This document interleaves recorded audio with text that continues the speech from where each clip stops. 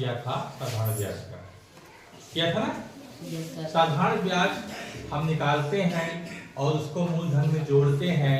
उसके बाद हुआ है अंतिम वर्ष के अंत का जो मतलब एक साल के अंत का जो मिश्रधन होता है वह दूसरे वर्ष के लिए मूलधन मान लिया जाता है, ठीक है ना। यह प्रक्रिया हम इतनी बार करते हैं जितने साल के लिए हमको निकालना होता है।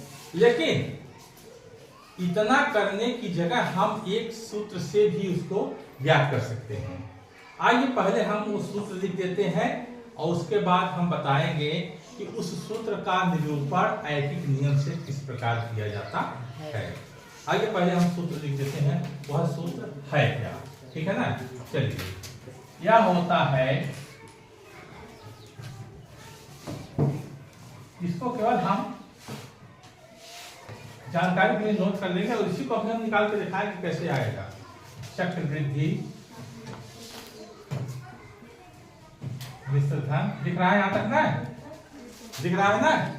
चक्रवृद्धि मिश्रधन हमारा हो जाता है, चक्रवृद्धि मिश्रधन को हम ये से डिनोट करते हैं equal to P1 plus R/100 की पावर n, ठीक है। Yes sir. यह होता है हमारा चक्रवृद्धि मिश्रधन का सूत्र। लेकिन यहाँ पर ये क्या है, चक्रवृद्धि मिश्रधन है, P क्या है हमारा मूलधन है, R क्या है लिख देते हैं यहाँ पे। P हमारा क्या है मूलधन है और R क्या है हमारा दर है, N क्या है हमारा समय, N क्या है हमारा समय है। अब हम इसी सूत्र का निरूपण करेंगे, किस नियम से, ऐकिक नियम से। चलिए एक सवाल देखते हैं, उसके बाद अभी अपने आप क्लियर हो जाएगा कि हमको यह सूत्र हमारा निकल करके कैसे सामने आ रहा है, ठीक है ना। चलिए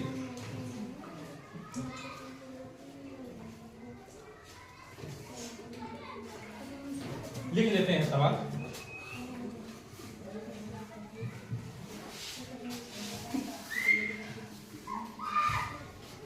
एक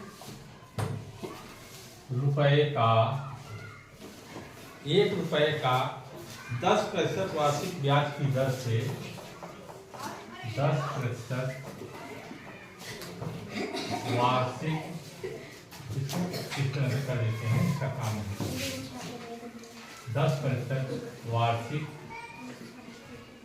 ब्याज की दर से 3 वर्ष का चक्रवृद्धि मिश्रधन ज्ञात कीजिए। चक्रवृद्धि मिश्रधन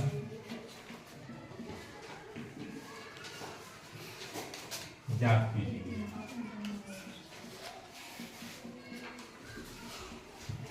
थोड़ा ध्यान लगा के समझिएगा, तब समझ में आएगा। अब 1 रुपए का 10% वार्षिक ब्याज की दर से 3 वर्ष का चक्रवृद्धि मिश्रधन को ज्ञात करना है, ठीक है ना। तो यहाँ पर मूलधन कितना है 1 रुपए। तो हम इसको देखते हैं, लिखेंगे हल में पहले वर्ष के लिए मूलधन बराबर 1 रुपया है। अच्छा एक चीज और ध्यान देना, यहाँ पे देखिए 3 वर्ष दिया गया है। हम इसको 3 स्टेप में हल करेंगे, पहला स्टेप हो जाएगा, फिर दूसरा स्टेप, फिर तीसरा स्टेप। हम इसको 3 स्टेप में हल करेंगे 3 साल के लिए। तो ये हमारा हो गया कि पहले वर्ष के लिए मूलधन हमारा कितना है 1 रुपए, और यहाँ पर दिया गया है 10% वार्षिक ब्याज की दर से, मतलब कि 1 वर्ष में 100 रुपए का ब्याज 10 रुपए होता है। ये हुआ ना। तो यहाँ पर लिखेंगे क्योंकि अब रैखिक नियम का प्रयोग कर रहे हैं हम, क्योंकि 100 रुपए पर एक वर्ष का ब्याज बराबर कितना है? 10 रुपया। ये हुआ ना? 100 रुपए पर एक वर्ष का ब्याज हमारा कितना है? 10 रुपया है। अब अगर 100 रुपए पर एक वर्ष का ब्याज 10 रुपया है तो इसलिए हम 1 रुपए पर निकालते हैं। हमारा 1 रुपया है। 1 रुपए पर एक वर्ष का ब्याज हमारा कितना हो जाएगा? 10/100 रुपया। रैखिक नियम यही होता है ना, जो यहाँ पर रहता है उसके बाद एक के लिए निकालते हैं, नीचे से उसको भाग देते हैं। रैखिक मतलब इकाई एक का निकालना, नीचे से भाग देते हैं। तो हमारा 100 रुपए पर एक वर्ष का ब्याज अगर 10 रुपए था तो 1 रुपए पर एक वर्ष का ब्याज हमारा 10/100 रुपए आ गया। कितना आ गया?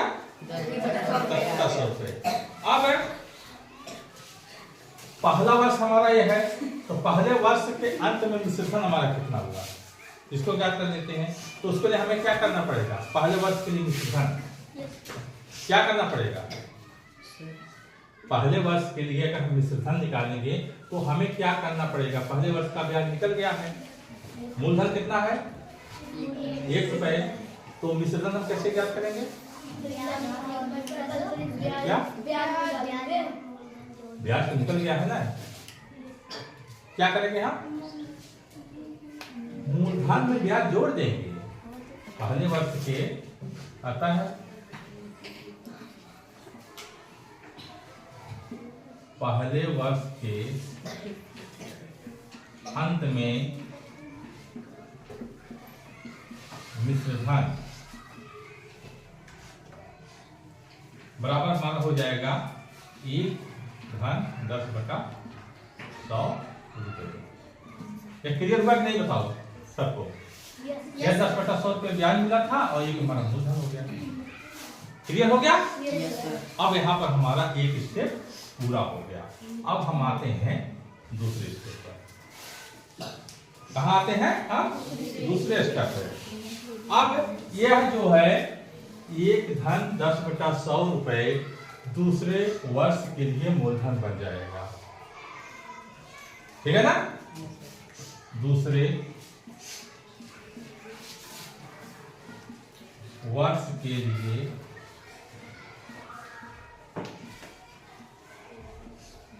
मूलधन अतः यहाँ पे ले लेते हैं, अतः दूसरे वर्ष के लिए मूलधन हमारा हो जाएगा बराबर 1 धन 10/100 रुपया। दूसरे वर्ष के लिए मूलधन हमारा क्या हो गया? 1 धन 1/100 रुपया। समझ आया?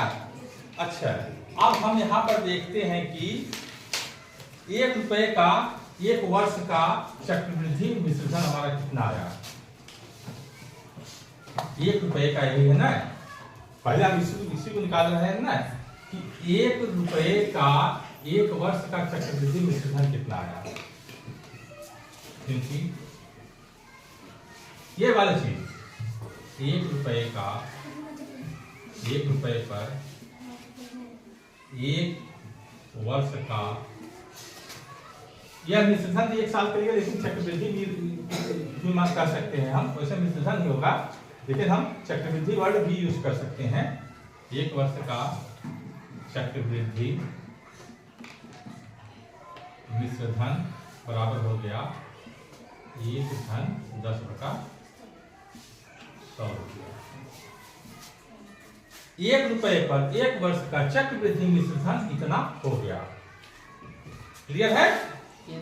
अब हमारे पास दूसरे वर्ष के लिए मूलधन कितना है?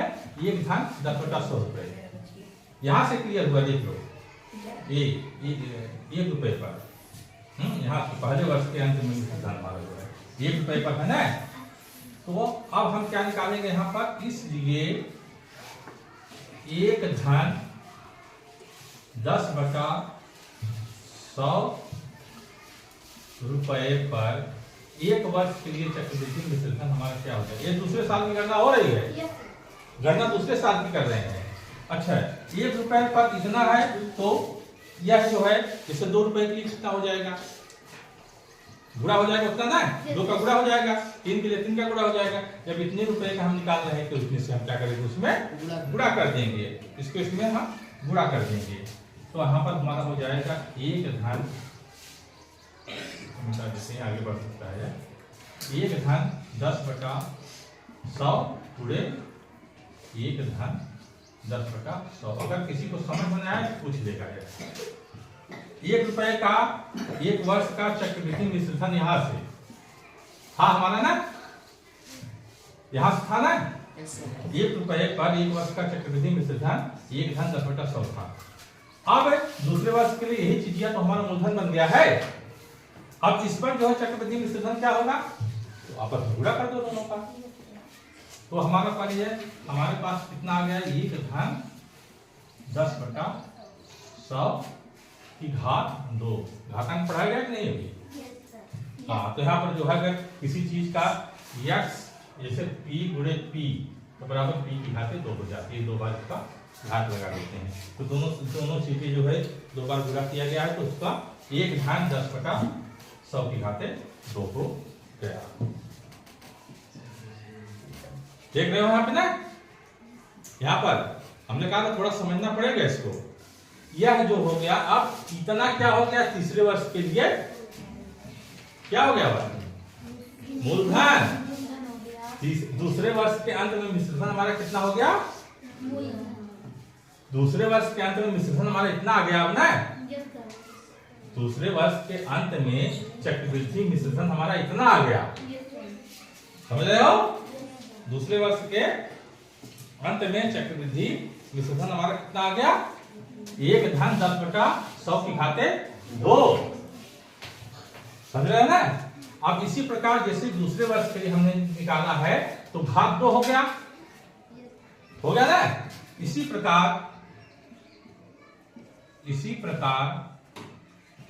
अगर इसी प्रकार लिखेंगे 1 रुपए पर 1 वर्ष का चक्रवृद्धि मिश्रधन है, 1 रुपए का 1 वर्ष पर चक्रवृद्धि मिश्रधन हमारा इतना आता है दूसरे साल के लिए। फिर इतने पर कितना हो जाएगा? इसका भी गुणा करेंगे, है? इसका क्या करेंगे? इसमें फिर गुणा करेंगे। तो इसी प्रकार समझ में है नहीं? पहले बताओ, है?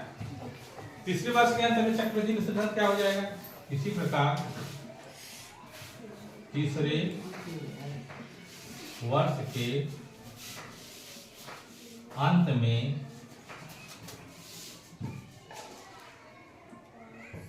चक्रवृद्धि मिश्रधन हमारा हो जाएगा 1 धन 10/100 की घात 3। इतना रुपया हो गया। तीसरे वर्ष के अंत में चक्रवृद्धि मिश्रधन हमको इतना देना पड़ेगा। किस पर? 1 रुपए पर। किस पर? 1 रुपए पर। अंत में 1 रुपए पर लिख देते हैं। 1 रुपए पर चक्रवृद्धि मिश्रधन हमारा इतना आ गया। अब अगर इधर लिखे, यहां लिखते हैं, इनका भी ऊपर का मिटा देते हैं, ठीक है ना? यहां से निकाल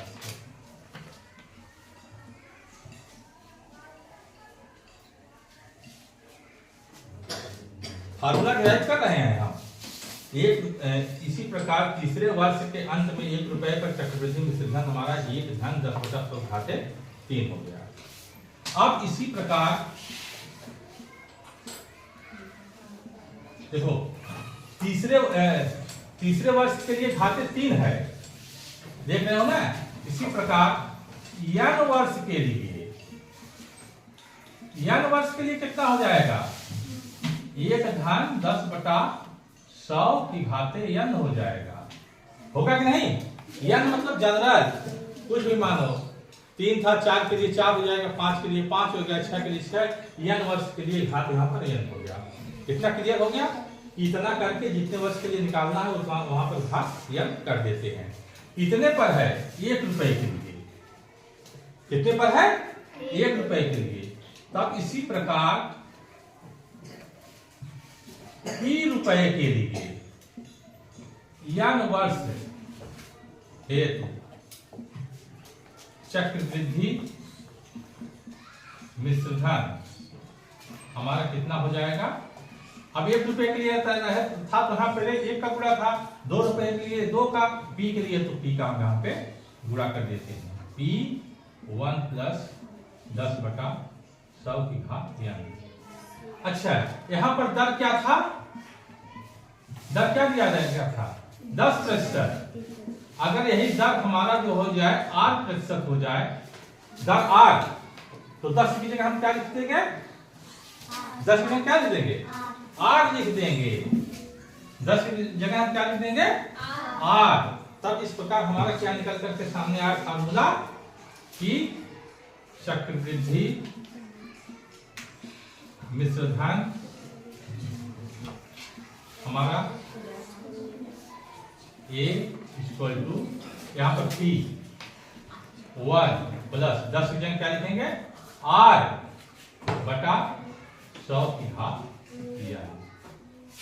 यही हमारा फार्मूला करके सामने आया। देखो जो फार्मूला मैं पहले लिखा था, आया समझे। हाँ, अब जो है सीधे सी फार्मूले पर जाकर सवाल लगा लेते हैं। कम समझ में आया होगा, थोड़ा बहुत डिफिकल्टी हुई होगी, लेकिन अगर कहीं डिफिकल्टी होती है तो उसको हमसे पूछ लेना कि हाँ यहाँ ये कैसे आया। किसी को कोई डिफिकल्टी होती है तो नोट किया हो ना, उसी से हमसे पूछ लेना कहाँ पर डिफिकल्टी हुई। तो इस प्रकार हम जो यहाँ पर माइनस नहीं है, ठीक है ना, तो सुधर गया है। तो इस प्रकार हम जो है चक्रवृद्धि मिश्रधन का सूत्र क्या पाते हैं, A बराबर P 1 धन R/100 की घात n, जहां n क्या है वर्ष, जब दिया जाता है 3 साल 4 साल 5 साल। P क्या है हमारा, ये मूलधन है, A जो है चक्रवृद्धि मिश्रधन को शो कर रहा है, R जो है दर है। इस पर हम रखेंगे, आराम से कैलकुलेट कर लेंगे। इतना लंबा हम लोग लगाते थे, नहीं लगाना पड़ेगा। इतना लंबा लगाने का मतलब हमको केवल इसका जो है कॉन्सेप्ट क्लियर करना था। अब हम लोगों का कॉन्सेप्ट क्लियर हो चुका है। अब केवल हम सूत्र में रख करके इसका चक्रवृद्धि मिश्रधन ज्ञात कर देंगे। अब अगर हमें चक्रवृद्धि ब्याज ज्ञात करना होगा तो क्या कैसे ज्ञात करेंगे बताओ। चक्रवृद्धि मिश्रधन है ना, अब इसी में अगर हमें चक्रवृद्धि क्या क्या बोलो, मूलधन को गुड, तालियां बजा दो भाई। मूलधन को इसमें से माइनस कर देंगे। चक्रवृद्धि ब्याज हमारा क्या हो जाएगा, यहाँ पे P1 प्लस R/100 की पावर n माइनस क्या हो जाएगा हमारा, क्या हो जाएगा P। यह सूत्र निकल करके सामने आता है। P अगर कॉमन ले लिया जाए तो 1 प्लस R/100 की पावर n माइनस 1 सूत्र निकल करके सामने आता है। यह चक्रवृद्धि ब्याज का सूत्र है। चक्रवृद्धि